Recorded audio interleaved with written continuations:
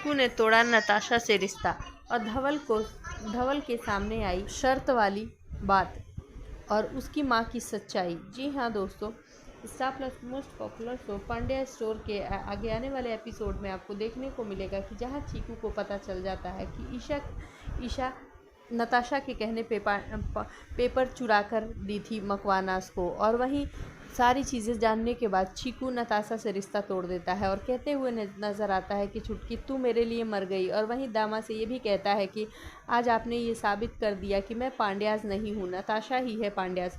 और उससे कहते हुए ये भी नज़र आता है कि आज के बाद तू सोच लेना कि तेरा भाई मर गया।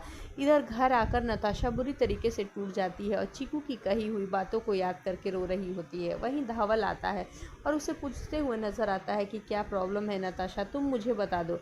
जहाँ शर्त वाली बात के बारे में पूछता है और कहता है कि मुझे यकीन नहीं हो रहा है नताशा कि तुम ऐसा कर सकती हो, प्लीज़ मुझे बता दो कि तुम क्यों ऐसे कर रही हो, तुम्हारी कौन सी मजबूरी है। जिस पर धवल के सामने कह देती है कि तुम्हारी माँ ने मुझे मजबूर किया था। जी हाँ दोस्तों, अब जब धवल के सामने उसकी माँ का नाम आ जाता है तो अब आगे के एपिसोड में देखना दिलचस्प होगा कि क्या फिर एक बार धवल अपनी माँ से रिश्ता तोड़ लेता है या नताशा के खातिर मकवानाज हाउस छोड़कर चला जाता है। दूसरी तरफ चीकू के खातिर नताशा फूट फूट कर रोती हुई दिखाई देगी।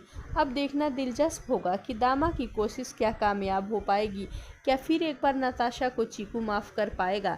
आगे के एपिसोड बहुत ही धमाकेदार और मज़ेदार होने वाले हैं, जहां चीकू भी अपनी बहन के खातिर फूट फूट कर रोता हुआ दिखाई देगा, लेकिन दिल से नताशा को माफ़ चीकू कर देगा या नहीं।